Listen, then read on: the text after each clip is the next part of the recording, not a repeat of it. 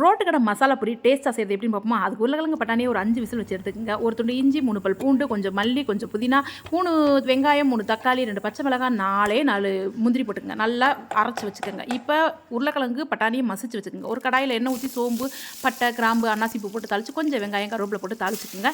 இப்போ அரைச்ச விழுது அதோட சேர்த்துக்குங்க. தேவையான தண்ணி, உப்பு போட்டுக்கோங்க. இதோட கரம் மசாலா ஒரு 1/2 ஸ்பூன் போட்டுக்கோங்க. குழம்பு மிளகாத்தூள் 1/2 ஸ்பூன். நீங்கள் மல்லித்தூள் மிளகாத்தூள் சேர்த்தா 1 ஸ்பூன் மல்லித்தூள், 1/2 ஸ்பூன் மிளகாத்தூள் சேர்த்து நல்லா கலந்து விடுங்க. இது நல்லா கொதிச்சு வரட்டும். கொதிச்சு வந்ததும் நம்ம நல்லா மசிச்சு வச்சுருக்கோம் இல்லையா உருளைக்கிழங்கு பட்டாணி, அதை அதில் சேர்த்து நல்லா கலந்து விடுங்க. இது ஒரு 10 நிமிஷம் கொதிக்கணுங்க.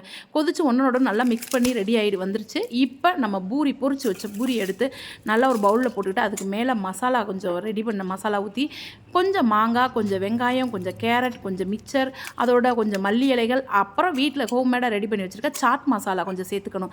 இதெல்லாம் நம்மளோட தேவையை பொறுத்து தாங்க. மிக்சருக்கு பதிலாக காரா பூந்தி கூட சேர்த்துக்கலாம். செம்மையாக இருக்குங்க.